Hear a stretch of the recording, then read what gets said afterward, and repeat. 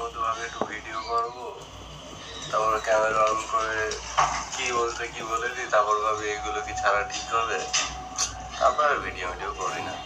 তারপরে ভিডিও করে কি হবে, মানে ফেসবুকটা মোটামুটি এতবার উড়ানো হয়েছে যে ফেসবুকের পিছন মেরে দিচ্ছে, পেজগুলো তো পুরো উড়ে গেছে, আমার প্রোফাইলে পুরো 12টা বেজে গেছে।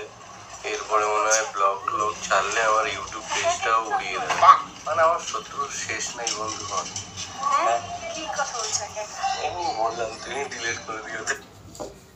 এই কথাগুলো রন কেন বলছে? হ্যাঁ অবশ্যই, আমরা তো দেখেছি ফেসবুক পেজ উড়িয়ে দেওয়া হয়েছে এবং রন তার চ্যানেলে ভিডিও দেয় না, রন কিন্তু নিজেই বলল।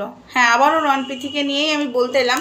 এখানেও কিন্তু রায়বাঘিনী ননদিনীর যে হাজব্যান্ড তার হাত আছে, কেননা উনি তো ঘুষ দিয়ে চাকরি পেয়েছে, ঘুষ করে বউ রায়বাঘিনী ননদিনী সব কিছুই করতে পারে, এরা অনেক কিছু করতে পারে, কিন্তু বঠির কোপের দাগ, আইসিইউ রুমে যে বেড নাম্বারটা সেটা দেখাতে পারে না, বাট অনেক কিছুই করতে পারে। যেহেতু বঠির কোপটা তো আর নকল করা যাবে না, আর আইসিইউ রুমে ডুপ্লিসিটি করা যায় না, আর যেখানেই তুমি ডুপ্লিসিটি করো আইসিইউ রুমের বেড নাম্বার ডুপ্লিসিটি করা যায় না, তাই সেটা পারে না, কিন্তু আর কিছু সব পারে আমাদের রায়বাঘিনী ননদিনীর হাজব্যান্ড।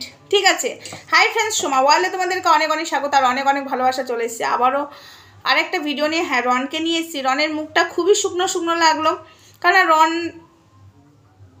তার পরিবার বাদ দাও, সেটা নিয়ে আর মনে পড়াতে চাইও না, কিন্তু রন এই কথাটা বললে এটা কিন্তু আমি 2-3 বার এই ভিডিওটার ওই জায়গাটা আমি দেখেছি, তোমরা সবাই দেখবে, আমি টাইমও বলে দিচ্ছি 8 মিনিট 40 সেকেন্ড, 8 মিনিট 40 সেকেন্ডের পর থেকে ভিডিওগুলো মানে শুনবে রন কি বলেছে। ওই জায়গাটা সত্যি বলছি, অনেকেই ওই জায়গাটা নিয়ে সবাই কমেন্টেও কিন্তু পিথির ওখানে বলেছে যে পিথি তুমি যখন বাবার বাড়ি যাবে রনকে একা ছেড়ে যেও না, কারণ রনের মন টন সত্যি খারাপ হয়, সেটা তো বুঝতেই পারলাম। তারপরে আবার পরিবারের লোক সাথ দেয়নি, অবশ্যই কষ্ট হবে, সেখানে পিথিকে নিয়েই ঘিরে থাকতে চাই।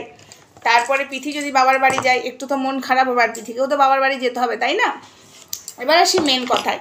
এই যে ফেসবুক পেজ আমাদের উড়ে গেছে সেটা আমরা সবাই দেখেছি, আমাদের বলছি রন পিথির উড়ে গেছে সেটা আমরা সবাই দেখেছি, এবং রন কেন ইউটিউব চ্যানেলে ভিডিও দিতে ভয় পাচ্ছে এটাই হলো কথা। রন কেন ইউটিউব চ্যানেলে ভিডিও দিতে ভয় পাচ্ছে, মানে ইউটিউব চ্যানেলটাও কি উড়িয়ে দেওয়ার হুমকি দিয়েছে রায়বাঘিনী ননদিনী এবং রায়বাঘিনী ননদিনীর হাজব্যান্ড? আমার তো মনে হচ্ছে কোথাও একটা হুমকি চুমকি দিয়েছে, তাই জন্যই রন মনে হয় ভিডিও টিডিও দিচ্ছে না। রন বুঝতেও পেরেছে কোথা থেকে কারসাজি হচ্ছে, সেখানে হয়তো মুখে চোপা চালালেও হবে না, কষ্টের চ্যানেল ভাই, দাঁড় করাতে অনেক টাইম লাগে। আমার মন বলছে কারসাজিটা করছে এই যে রায়বাঘিনী ননদিনীর হাজব্যান্ড, বুঝেছো?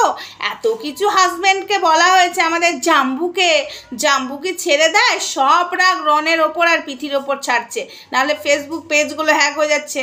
দেখো, নিজেদের পরিবারের লোকই যদি থাকে ক্ষতি করতে, বাইরের লোকের আর ক্ষতি করার দরকার পড়ে না। এই যে রায়বাঘিনী ননদিনী আর রায়বাঘিনী ননদিনীর বরই ক্ষতিটা করছে, সেটার কিন্তু বুঝতেই পারছি, কিন্তু রন তো আবার এদের মতো ছোট লোক নয়, ওই যে বলছে না শত্রুর অভাব নেই, বুঝে নিতে হবে।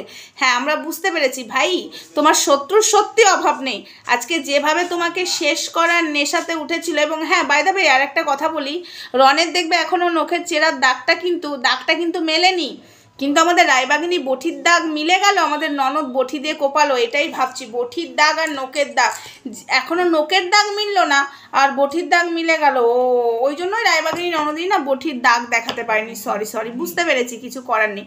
কিন্তু কথাটা হলো এই যে বলেছিল রায়বাঘিনী ননদিনী ওটা নাটক করে কিছু একটা লাগিয়ে নিয়েছে, ওইরকম করে নখে চিরিনি, এটাও কি কিছু লাগিয়ে ক্যামেরার সামনে আসছে? সব কটা ভিডিওতেই দেখছি পিথির সাথে যখনই দেখছি ওই দাগটা রয়েছে, তাহলে কি রন যখনই ক্যামেরার সামনে আসছে দাগটা লাগিয়ে নিচ্ছে রায়বাঘিনী ননদিনী? তোমাকে বলছি, তুমি সেদিন বলেছিলে না, উত্তরটা সেদিন দিতে পারিনি, আজকে দিলাম। এবার আসি আর একটা কথায়, এই যে রন কষ্ট করে দাঁড় করিয়েছিল ফেসবুক পেজগুলো, তোমরা সবাই দেখেছো, সেখানে ওই অবস্থা হয়েছে, এবং ইউটিউব চ্যানেলটারও ক্ষতি করার জন্য রায়বাঘিনী ননদিনী এবং তার বর উঠে পড়ে লেগেছে, এইটুকু আভাস কিন্তু দিয়ে দিল আমাদের রন ভাই দিয়ে দিল সেটা আমরা বুঝতে পেরেছি, ঠিক আছে।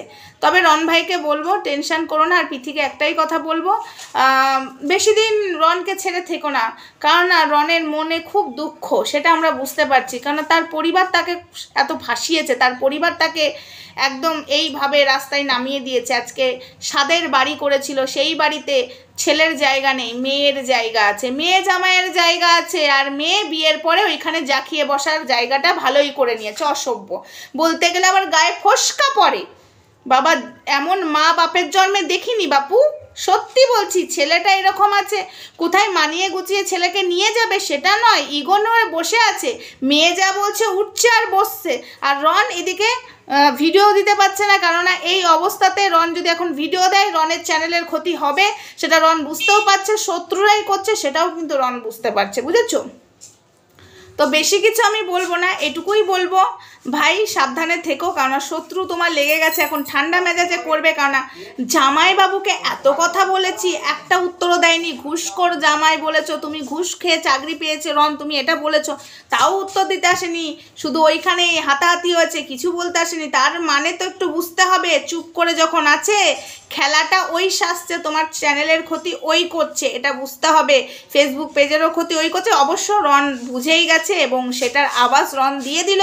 ইউটিউবেও যদি ভিডিও দেয় কি বলতে কি বলবে, তারপরে ওর ইউটিউবটাও শেষ করে দেবে। হয়তো এরকমই কোনো সংকেত রন পেয়েছে বলেই কথাটা বলছে। যে এদেরকে বিশ্বাস নেই বাবা, এই ননদিনীকে, ভাই বাড়ি থেকে ভাইকে যদি তাড়িয়ে দিতে পারে কতটা ডেসপারেট হতে পারে তার মানে বুঝে নাও।